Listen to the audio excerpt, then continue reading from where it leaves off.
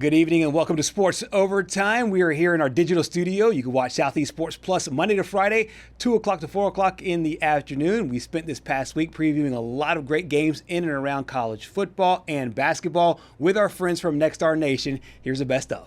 As you break down this year's matchup between the Tide and Sooners, what comes to mind and some of the things that Alabama needs to do to execute to not only keep this winning streak going, but also beat the Sooners?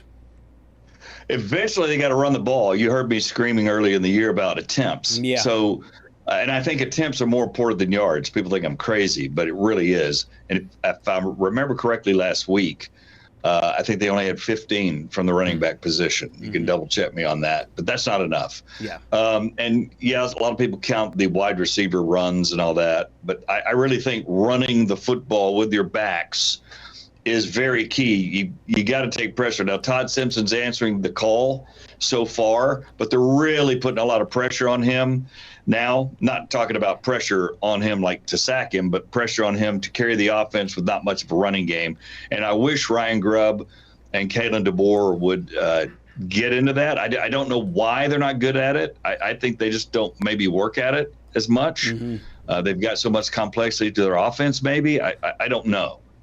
But you got to run the football some, Scott. You know, and I just don't think they do it well enough. And Oklahoma, I don't know what they'll do, Patrick. I don't know if they'll try to stop the run and make them throw. Well, here's the thing, right? Or the other, right? Oklahoma, their defense is good at stopping the run. We just had Holden Kruismark on yesterday from Oklahoma City, and he's like, I don't understand why teams try to keep on running the football against Oklahoma because they get gashed on the outside when they get – I mean, in the last two games, they've allowed 700 passing yards to Joey Aguilar and John Mateer – or Joey Aguilar and Trinidad Chambliss.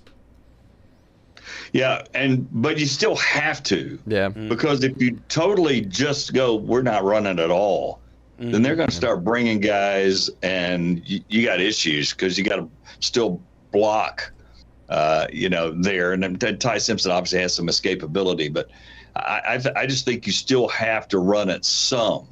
Again, I think the attempts are more important than the yards, but you got to make sure that they can't sell out. Keep them on their toes, basically. Just like running teams have to throw downfield some. Right. It's the same concept. You can't just totally run. You know, Army Navy will pop one down there in the old days when they played wishbone for sure, just to keep you honest so you don't fall asleep. So it'll be interesting. But, you know, we may see Patrick Ty Simpson throw 47 passes. I don't know. Yesterday. Exactly. We got a chance to hear from Alabama offensive coordinator Ryan Grubb on Coach Brent Venables' defense. Very multiple. They do a great job. Coach Venables has obviously been around a long time, knows how to do it. Is a guy that's going to look to attack your weaknesses, and he's got a very specific game plan for each offense. I think that's what makes him somewhat unique is that how he attacks Ole Miss isn't necessarily how he attacks Texas and so on and so forth. So I think, you know, the multiple looks up front, they got a lot of defensive looks as far as the secondary and how they match their fronts. They do a really good job mixing that up, utilizing their personnel in different ways. They got a big kid, number 5, who is kind of like the Simmons kid they had at Clemson. They move him all over the field, and he's super athletic. So yeah, they create different pictures for you, which as an offensive guy, you know, I can really look at and appreciate. So he's going to make you earn it. Scott, let's flip the matchup now with the Bama defense on the field against John Mateer and this offense. We've seen a few times where mobile quarterbacks give Alabama a little bit of issues. What's the key, do you think, for Kane Womack and that defense as they prepare for Mateer in an offense that seems to be not necessarily back to what they were, but getting close? Yeah, maybe. Alabama seems to have that defense that looks kind of horrible at the first of a game. So I think teams have to really score when they can. So I think the start of a game and the start of a second half, it seems like Alabama's defense gets exposed and they make adjustments or something happens and they get pretty good. So if I'm Mateer, I've got that dialed in to at least try to score a couple of touchdowns at the beginning and then out of the second half and see what happens. Because this could be a 17-14 game. So a couple of touchdowns might be good enough. Yeah, and every running quarterback gives defenses problems, I think. That's just typical. I don't think Alabama will spy on him and assign somebody to him, but they could. And, I think Alabama will just play their normal stuff. They'll try to pressure him, and if everybody stays in their lanes to rush him, they should have good success. Yeah. I mean, it's not like they haven't played any good quarterbacks all year. So that's going to be interesting as well. The good news for Alabama is obviously it's at home. So, that will bode well for them. And they've got that chip from having get embarrassed last year, 24-3. So that should be enough for them to win the football game, which I expect them to do. I think that LSU, just pound for pound, the players that are walking off the bus for LSU are better than the players walking off the bus for Arkansas, just period. But what's the overall sense of what this team will try to do from a mentality standpoint going into the end of the year? Bowl games kind of seem good for some programs, not good for this program. It's funny that you said that. My sports director, Brian Holland, he was like, Chessa, you might be able to go home and cover the Independence Bowl. And I was just like, not really one of my favorite bowls. I will say growing up, I like to go to it, but not so much as covering it for the media.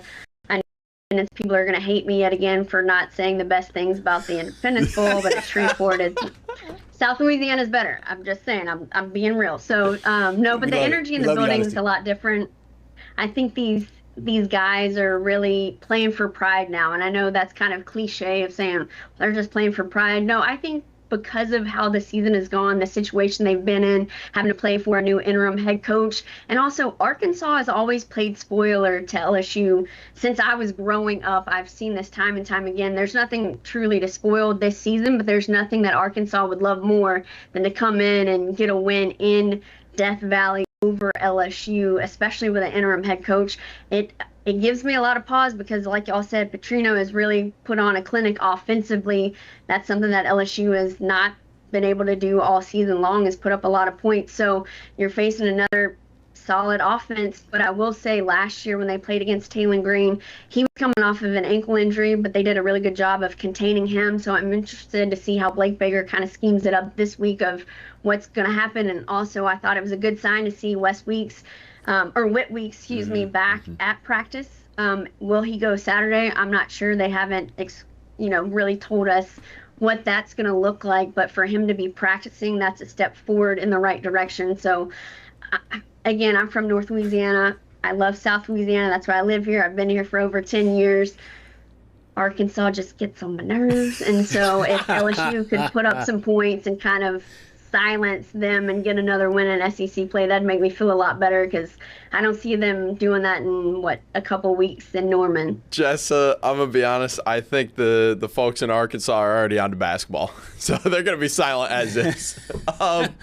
I have to do our due diligence here with the coaching search. We just talked about Nick Saban being the betting favorite. I think that's Vegas just trying to get some money here. But a name that was the third highest odds was Joe Brady with the Buffalo Bills. Obviously, Brady was with LSU and helped develop Joe Burrow.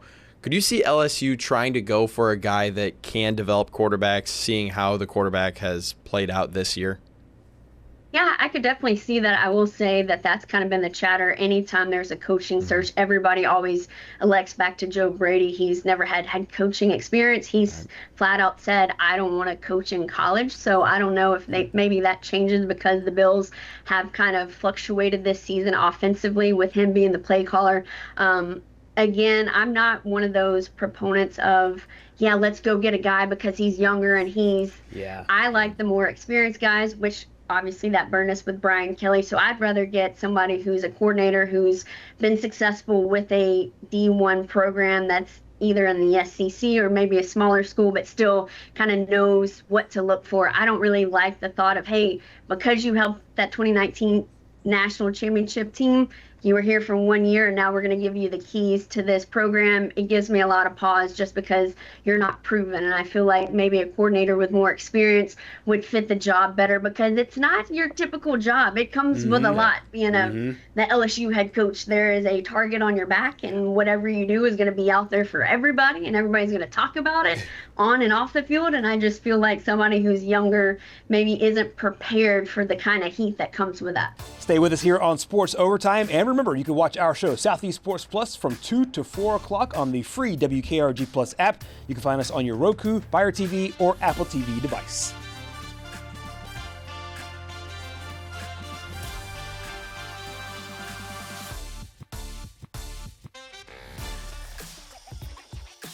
So they've got some stuff to figure out, but it's a huge win, and I know Kentucky. They just plowed Florida.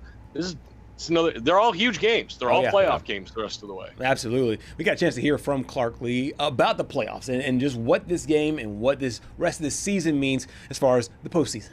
I said this to the team today in the hotel. That we're out of opportunities. Everything's at stake. And the mission's winning, so if at some point we're dealt a blow, and we'll still be on mission. But until otherwise, we're aiming for those playoffs, and that's important to us. Right now, it's going to be have the best bye week we've ever had. Let's get freshened up and get rested. Then we'll shift our attention to Kentucky, and obviously you've got a two game stretch run here at the end to close it out. But yeah, we own those words. So obviously the playoff talk is what they were talking about right now, as far as they're not making any bones about it. Hey, this is not like go 1-0, all that kind of stuff. What do you think the message is this week with the team? I know that they'll have limited time as far as on the practice field and whatnot, but what do you think the message is this week as they prepare for those final two games? Well, you got to be ready. You can't. You can't look at Kentucky's record, because they just beat Florida by 30. Right. All right. Right. And you've seen college football in the last couple of weeks look like pro football, where teams that aren't supposed to win are winning because the field with NIL is more spread out, and it's maybe a little bit more even than people realize that it is. Cal just knocked off Louisville. Yep. Wake Forest just knocked off Virginia. We can go all over the place, and find games. It's happened for 2 weeks in a row. So I will tell you guys what I tell you every week. Vanderbilt can totally lose this football game. They are not above losing this football game. They almost lost Missouri and Auburn. Now they're 3-0 against Tigers. They're out of Tigers to play against this year. So that's a problem. But they have to be ready. They have to fix their defense. They have to fix, because the problem is they're giving up so many points early. It's taking them out of their game, right? Which is running the football and controlling the clock, and then making teams play from behind against them. I think if I'm Josh Heupel, which I definitely am not, I would go out into the transfer portal and get an experienced guy that has shown grit and that hardworking, a guy like Joey or a guy like Hendon that just loves the game and kind of was overlooked throughout his career and maybe always believed in himself but never had the opportunity to start in the SEC, because what he's done with Joey has been really impressive, right? Joey has like 4 months to get accustomed, and he has been the highlight of Tennessee's season this far. So I would not be surprised if he goes into the portal, but then you have a situation where, again, you're trying to keep these guys here. You're trying to keep these guys paid. You have George, who's a homegrown kid. You have Faison Brandon, who's coming in, who I'm sure they're paying a lot of money to come here, So it is an interesting situation, but I wouldn't be surprised if they went into the transfer portal and got an experienced guy for next year. Sam, let's step away from the field and let's step away from the court. You have some interesting news to share from this past weekend. The stage is yours. Oh, I do. Yes, I got engaged over the weekend. Nice. Yes. Thank you. I'm not wearing my ring because it's getting resized, which I guess leads into what happened yesterday with, the iconic, legendary Rick Barnes calling me out for not wearing my ring. But yes. Wait, give us that story. No, we have the sound. Should we play the sound? Let's play the sound. Yeah, let's play the sound and let's talk about it right after. I asked, where's the ring? It's being resized right now. I promise Is it being resized, or are you checking to make sure it's real? That too. Well, Okay, well, be honest. Put it all out there.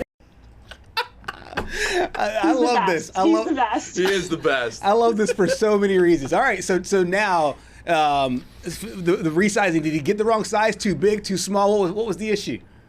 Way too big. And I went with some of my friends, and I know that the lady who helped us, her name's Christina. You don't need to know that, but anyway, Christina wrote it down that I was a 5 3/4. So I don't understand why when it was, the box opened up and it was a 7.5. Like, this thing was swimming. I still have mine in my notes app.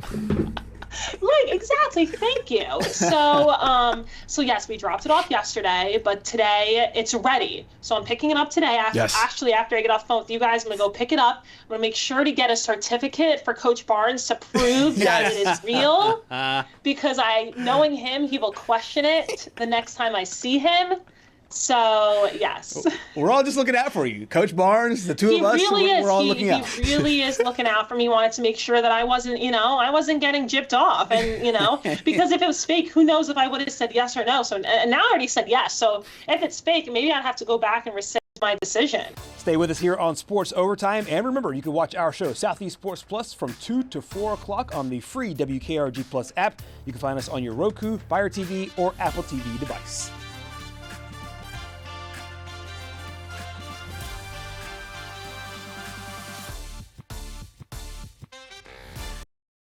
The last time Texas was on the field, they looked great in the first half against Vanderbilt, but that defense got shredded in the second half against Diego Pavia and company. And it wasn't just like, Pavia was making some Pavia plays. Like, they had some coverage breakdowns, and then Pavia did make some Pavia plays as well in this game where it was like a 4th and 26, and he's just like Manzelling it and, just like crazy ad-libbing. But at the same time, like, the way that defense played in that game in the second half was bad, and maybe the worst they've played. The previous week against Mississippi State was not great as well. So I think where that defense is a much bigger question mark than a lot of people have imagined in this one. And I think there's little doubt in this game, gentlemen, that it's going to be within one possession with like 6 minutes left. And it's just about closing. And the Texas defense has been pretty good at closing this year. At Vanderbilt, they couldn't get a late stop, but the game was still like 2 scores at that point and needed to be an onside kick. In Mississippi State, when it went to overtime and Texas scored first, the Longhorns defense was able to close. They did the same thing against Kentucky. They shut down Oklahoma before that in the second half. So when they really have needed a stop against Ohio State, they kept the team in that game the whole time. It's just the offense that couldn't do anything. So, yeah, Georgia might get things going early, but I would have decent confidence in this Texas defensive unit. Like we said, they got Michael Taft back, Jelani McDonald in the defensive back room, that when it matters most, they can kind of hunker down and get the job done. Absolutely. I'll ask this with the knowing the risks that are involved, that you might just run out on this conversation. But a lot of things have happened since September the 20th. The government was open, shut down, and then reopened. You had Elon Musk, who was a billionaire who's now turned into a trillionaire. And the last time the Maryland Terrapins won a game was on September 20th. Can they finally get a win here on the board this week? You've been sour on your Terrapins for so long. Are you still? And was I wrong? I mean, not at all. Not at all. Yeah. I've been saying for weeks, here's a bit of a story I think you guys will enjoy. So, I'm not even talking about the football program. What a disgrace. What a disgrace they are to everything that's represented good in this world. The basketball team, the women's basketball team is great. The men's basketball team was playing this weekend, and it was my best friend from home's wedding. And it was the wedding was Saturday. The dinner before was Friday night. I was actually off this weekend. Thank you, Texas, for having a bye week. And at the rehearsal dinner Friday, I'm mingling. It's like I know his whole family and everything. It's at this restaurant and bar downtown in Austin. And I'm like, okay, they got a TV in here. And at 5 o'clock, the dinner started. And at 5 o'clock, Maryland versus Georgetown men's basketball started. And all my friends are going to the game. So I get in, I see they had the TV on ESPN. And I talk to the bartender. I order my first drink. And I say, hey, you guys able to change the game to Fox Sports 1? He said, no problem. I said, that was a horrific decision by you. It's going to ruin your night. But all right. So they put the game on Fox Sports 1.